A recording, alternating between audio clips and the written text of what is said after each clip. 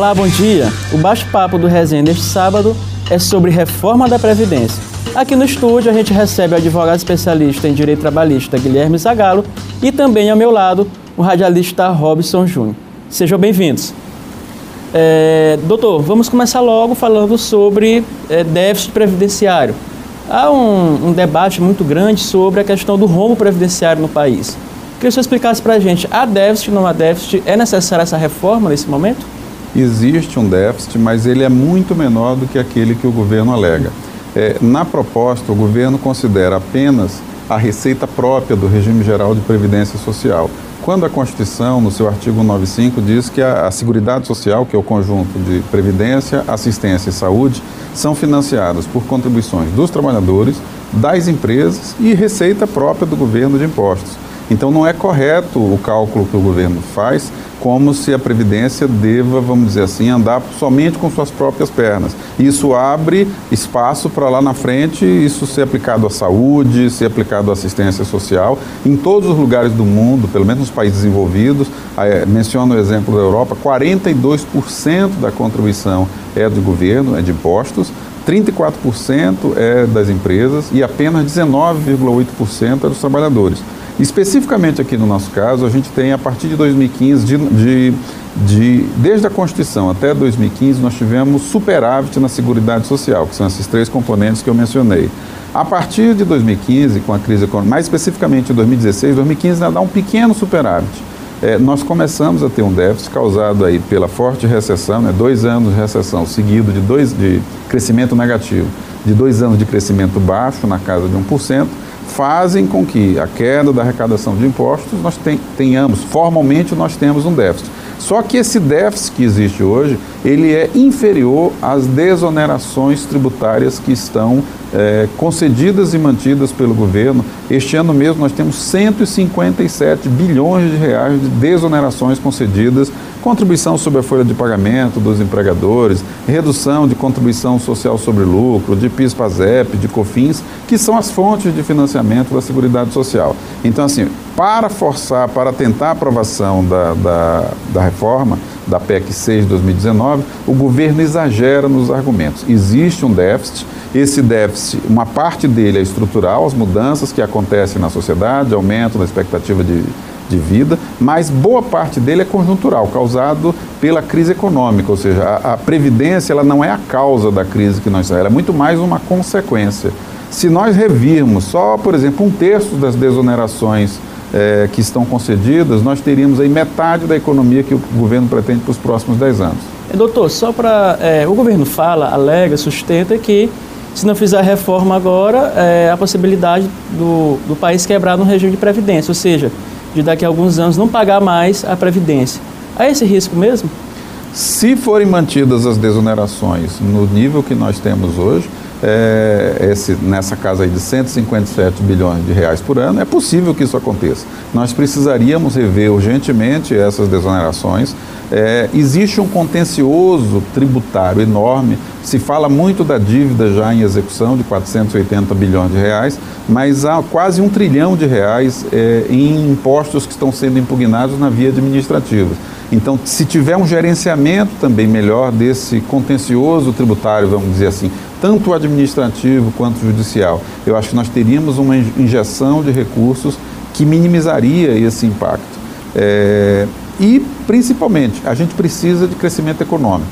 Nós vamos fazer esta reforma, mas se continuarmos nessa escada rolante de alta velocidade, de anos de crescimento negativo e de crescimento baixo, teremos que fazer, na sequência, uma reforma adicional, porque o que precisa ser revertido, na verdade, é a crise econômica, a elevação da geração de empregos, e aí aumenta a arrecadação dos impostos, a contribuição sobre a folha de pagamentos. Eu acho que a reforma da Previdência não cuida. Pelo contrário, num primeiro momento ela tira dinheiro da economia, e ao tirar dinheiro da economia, ela acaba alimentando, de certo modo, essa crise econômica que nós estamos vivendo. Robson. O governo fez uma campanha, bem-vindo aqui ao Resenha, uma campanha imensa em que tentava fazer a cabeça do brasileiro dizendo, olha, quem ganha mais vai pagar mais e quem ganha menos vai pagar menos a Previdência.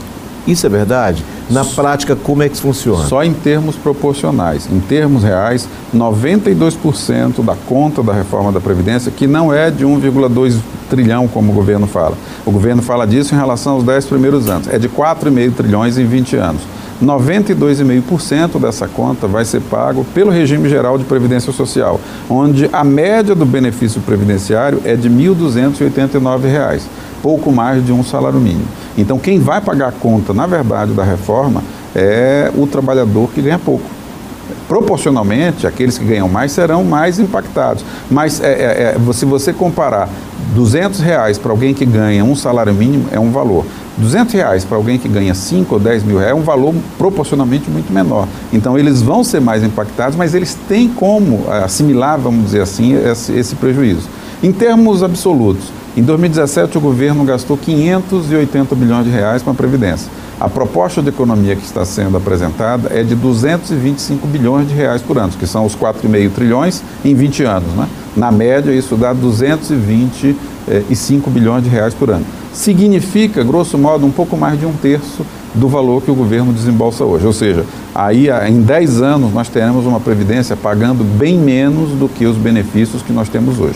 Se o telespectador que está nos assistindo agora acha que a sua aposentadoria é baixa, ou então acha que está prestes a se aposentar e vai ter um benefício baixo, se prepare, porque a tendência, as regras que estão desenhadas são de ter benefícios mais difíceis, vai levar mais tempo e com o valor mais baixo.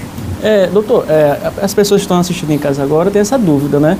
Foi apresentado um relatório nesta semana pelo presidente da comissão, né, que analisa a reforma da Previdência ali na Câmara, e já há umas mudanças na Previdência, por exemplo, termos de contribuição mínima, idade mínima. Se eu explicasse para a gente, de forma bem simples, simplificada, para a pessoa possa entender em casa, o que será a partir de então, caso isso passe na Câmara? Tá. A regra geral, o que foi proposto pela PEC? Acabar com a aposentadoria por tempo de contribuição e teríamos agora só aposentadoria por idade, 65 anos para os homens, 62 para as mulheres, com 20 anos de contribuição. E a forma de cálculo hoje é de 80% das maiores contribuições de 1994 para cá. A proposta é que daqui para frente seja 60% da média de todas as contribuições, então isso tende a puxar todos os benefícios para baixo, e isso é de aplicação imediata. No momento em que a emenda constitucional for promulgada, isso vai acontecer. O que aconteceu nesta semana na comissão, que ainda vai ser votado? Isso. O relator suavizou algumas dessas propostas. Os 20 anos de contribuição, que era para homens e mulheres, caiu para 15. Ele retirou da proposta a proposta de capitalização, que era semelhante ao regime chileno, enfim, nós não vamos...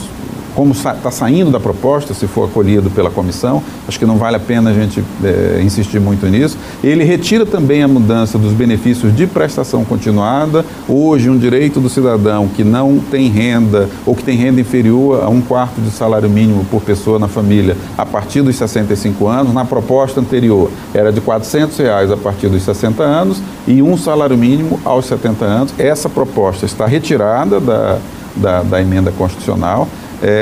Ele modifica também alguns outros pontos, suavizando de alguma forma, mas na essência, essa 65, 62 anos, 20 anos de contribuição para o homem, 15 para a mulher, essa nova forma de cálculo que vai gerar benefícios mais baixos, ela foi mantida. Então, é por isso que ele diz que a economia sai de 1,2 trilhão para 913 bilhões de reais em 10 anos. Na essência, a proposta foi mantida. Retirou estados e municípios da proposta também, né?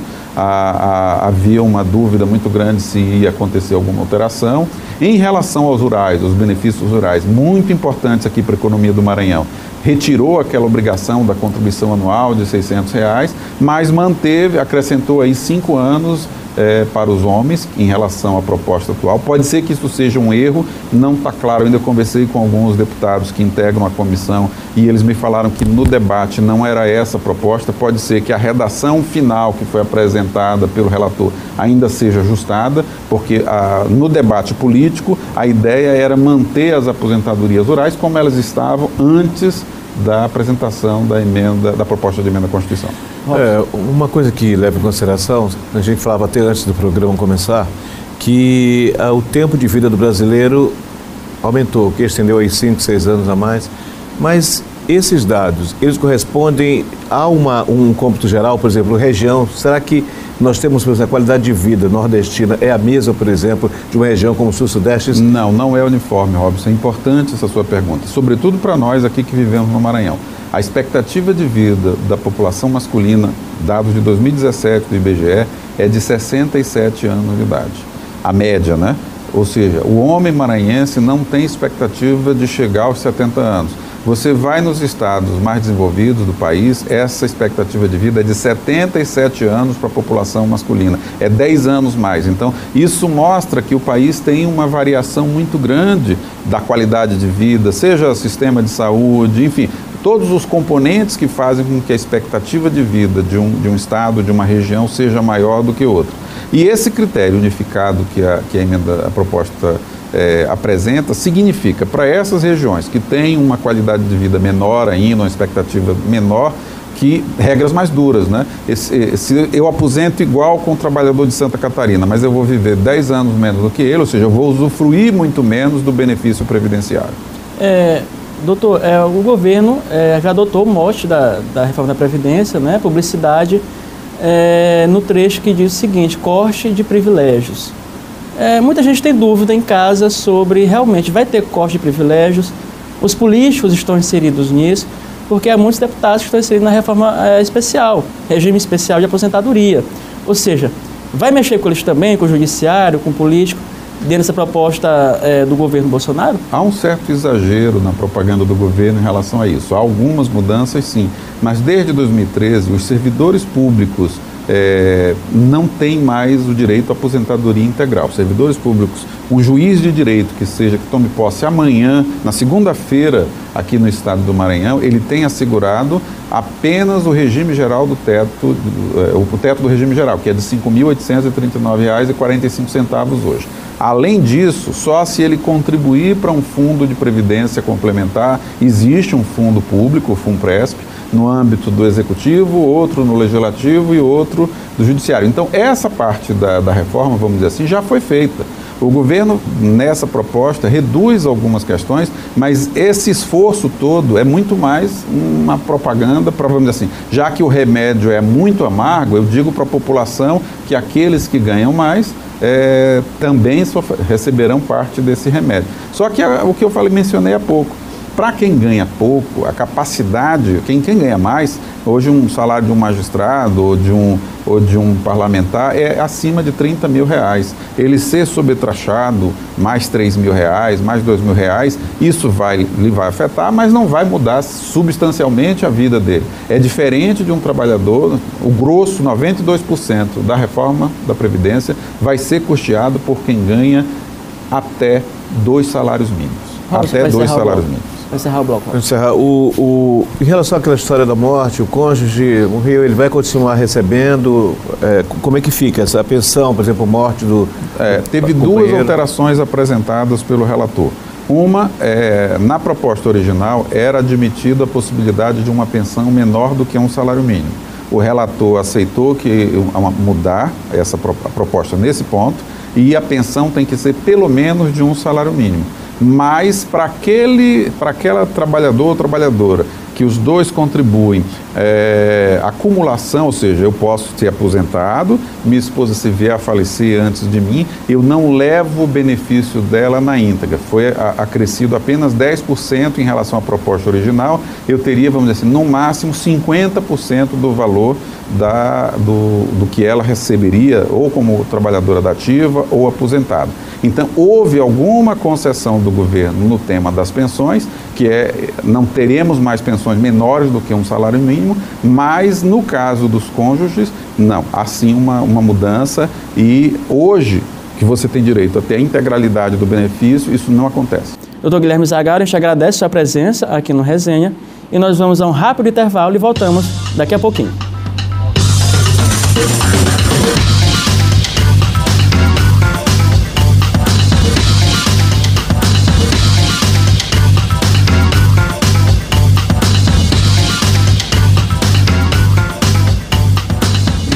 De volta com o programa Resenha, a gente continua o nosso bate-papo sobre a reforma da Previdência. E agora, claro, com o especialista em Direito Previdenciário, Flávio Samuel. Seja bem-vindo, Flávio, ao nosso debate. Bom, o tema que não foi debatido no primeiro bloco foi sobre a questão da regra de transição, do pedágio. Queria que você explicasse para a gente, porque tem se falado que vai se dobrar, né, o tempo de trabalho. Isso de fato é verdade? Vai acontecer isso mesmo? Bem, o governo ele criou 3 regras de transição para poder reger as pessoas que estão próximas a se aposentar e não sofrer o impacto da reforma, né? Dentro dessas 3 regras, o contribuinte ele vai poder escolher qual delas ele se enquadra melhor. A título de exemplo, a gente pode colocar assim, que atualmente o governo criou no governo passado uma regra de transição chamada pontuação, que soma a idade com o tempo de contribuição. Por que foi criada essa regra na época? Foi para acabar com o fator previdenciário. Ou seja, na atualidade, quando a pessoa atinge o homem 96 pontos, que é o somatório da idade com o tempo, ele aposenta integralmente sem um fator. E isso o governo trouxe para essa atual proposta da reforma, como sendo uma regra de transição. Como funciona isso? A pessoa que estiver próximo de se aposentar e ainda não tiver o tempo, ela teria que cumprir essa regra de transição, somando os 96 pontos. O homem hoje, aí a cada ano aumentaria um ano. Hoje, para o homem é 96 pontos, para a mulher são 86 pontos. Esses pontos é tempo de contribuição e idade, né? Somando. Exatamente. Pronto. Porque o que acontece na regra atual? Com a proposta de reforma é para acabar com a aposentadoria por tempo de contribuição, que não existe idade mínima. Isso. E com a regra de transição, acabaria com essa aposentadoria por tempo de contribuição sem idade mínima, mas vincularia ele a escolher.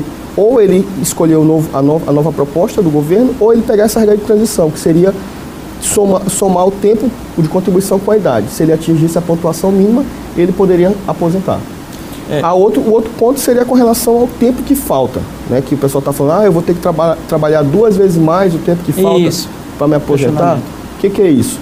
Hoje, por exemplo, se ele chegar a completar, o homem tiver 30 anos de idade e faltando só 5 para se aposentar, ele poderia optar com essa segunda regra de transição, que seria trabalhar os 5 anos mais 5 anos, ou seja, 10 anos.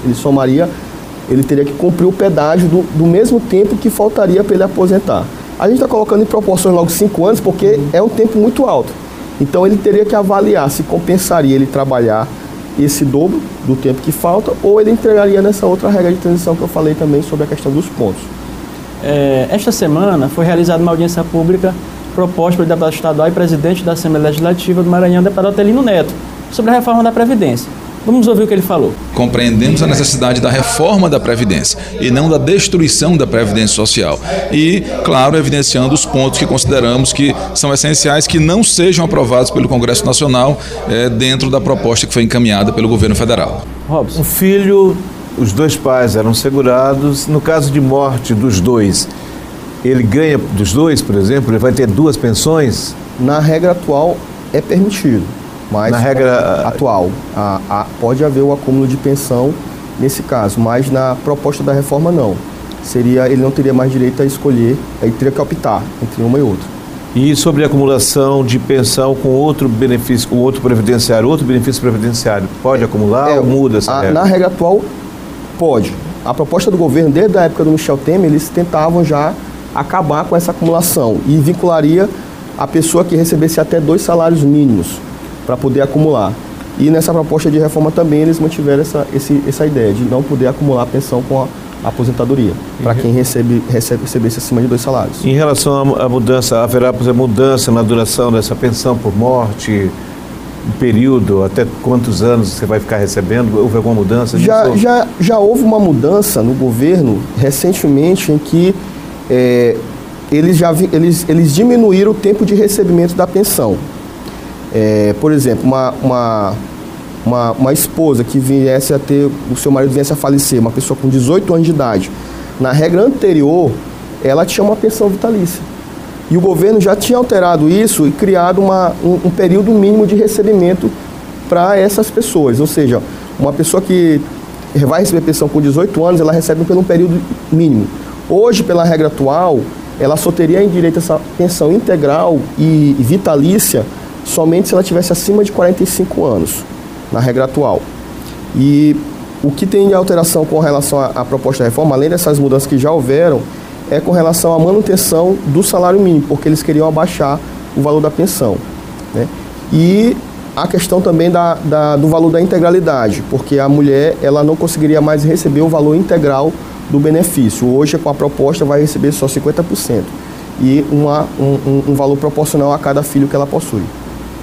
Vamos ouvir agora o que o deputado federal Bira do Pinaré, do PSB, também falou sobre acerca da reforma da Previdência. Se quiser fazer ajustes, que se faça, mas que se preserve o direito dos mais pobres, como, por exemplo, também o abono salarial do PIS, que não deve ser extinto, como eles estão propondo no projeto do governo.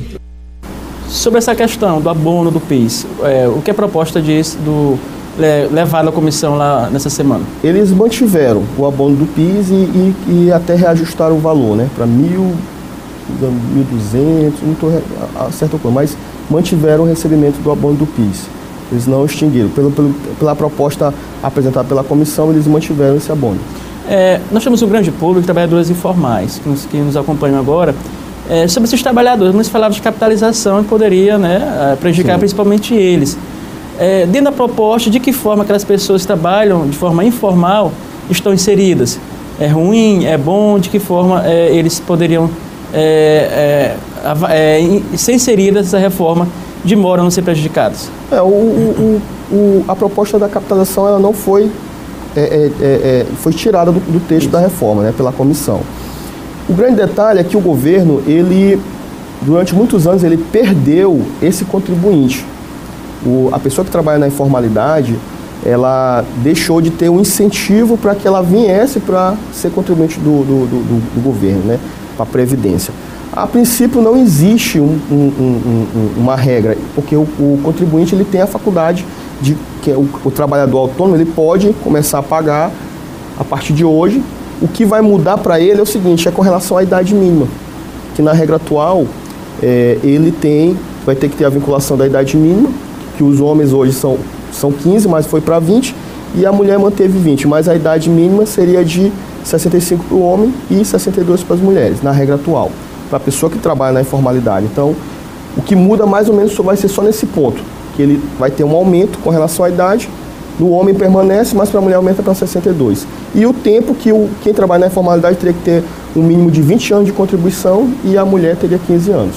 Foi a única alteração que se teve mesmo de imediato. Robson. Como é que ficam essas regras de aposentadoria para a pessoa com deficiência e o trabalhador cujas atividades sejam exercidas sob condições especiais que efetivamente prejudiquem a saúde dessa pessoa? Bem, nós tivemos aí a aprovação da MP 871, né, que trata dessa questão da fiscalização do governo com relação aos benefícios previdenciários e teve alguma coisa com relação aos benefícios por incapacidade.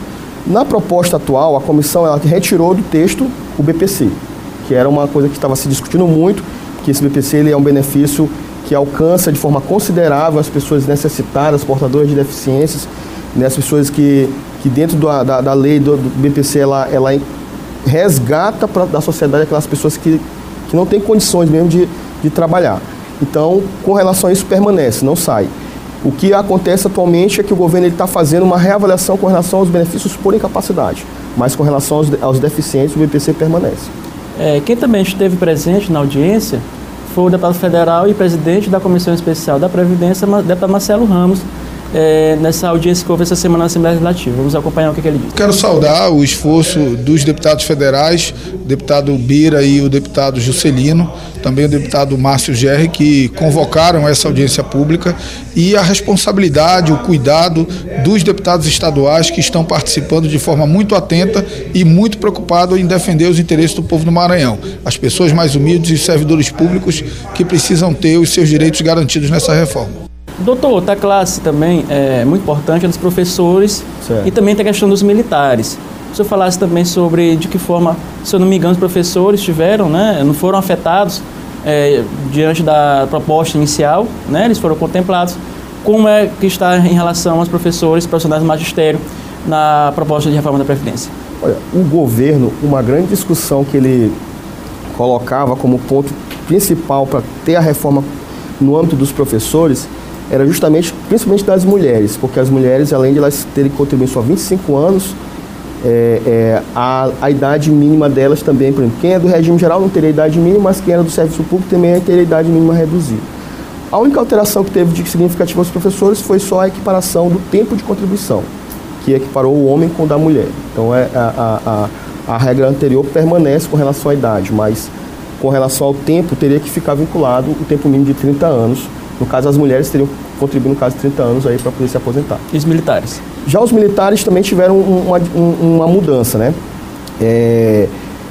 Com relação, eles permanecem tendo que contribuir com 30 anos de contribuição e só teve uma diferenciação na idade, porque a gente percebe que tinha muitos casos de militares que cumpriam o tempo de contribuição mínima e eles se aposentavam às vezes com 45 anos, reformavam com 50 anos. Então, mas hoje vai ter uma diferenciação na idade com relação aos militares. Em relação a agricultor familiar, pescador, indígena, eles podem se aposentar com idade reduzida ou vão seguir o mesmo regime dos outros?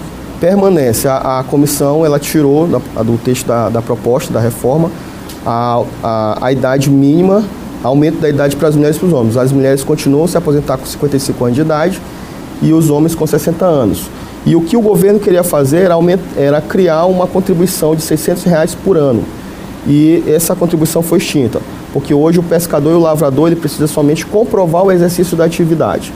E um dos argumentos fortes para poder se manter isso é a questão que esse benefício dos pescadores e dos trabalhadores rurais nas regiões norte e nordeste são eles que acabam sustentando os municípios mesmo. Se você tiver uma ideia, um município desse, o número de aposentados e pensionistas que existe no regime rural é muito alto. Então, se não fossem esses benefícios, essas pessoas estariam aí à mercê do governo. Aquelas pessoas que, por exemplo, que querem se aposentar com salário integral, o que elas devem fazer, de que forma elas podem aí atuar no sentido de posse permanecer seus salários, qual o tempo de contribuição, qual a idade em relação a isso?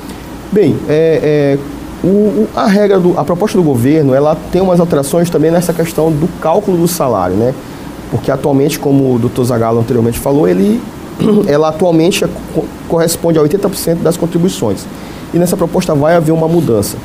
Então, assim, dificilmente a pessoa consegue se aposentar integralmente com o valor que ele contribui. O que se ele congregar o tempo mínimo e a idade, ele vai chegar próximo a isso. Mas é difícil acreditar que vai conseguir receber de forma integral esse valor. 40 anos o tempo mínimo, é isso? Não. Hoje o tempo de contribuição é o seguinte, a pessoa acabou a idade, não tem mais tempo mínimo. Isso. Na verdade, não tem aposentadoria por tempo de contribuição, como existe na realidade. Isso. Se o homem completar 35 anos hoje, ele aposenta, mas não precisa ter idade mínima. Na regra atual, ele vai ter que ter a vinculação da idade. Uma idade mínima de 65 anos, e aí a contribuição mínima a partir de 20 anos de contribuição. Ou seja, ele tendo 65 anos e tendo no mínimo 20 anos, ele já aposenta, mas ele não aposenta de forma integral. Sim. Ele vai ter um percentual calculado e a cada ano de contribuição que ele tiver a mais, esse percentual vai aumentando. Os estudos indicam que ele teria que ter 40 anos de contribuição para ter o valor integral, mas dificilmente isso vai acontecer, porque esse valor ele é feito com base numa média. É muito difícil você ver, na própria atualidade, uma pessoa que contribui a vida toda no teto conseguir se aposentar no teto. É muito difícil porque é feita uma média. E essa média é feita na data que ele requer o benefício. Doutor, eu te agradeço a participação do Robson também, aqui no programa Resenha. E o Resenha fica por aqui. Um ótimo fim de semana para você e até o próximo sábado, nesse mesmo horário, aqui na TV Difusora. Tchau!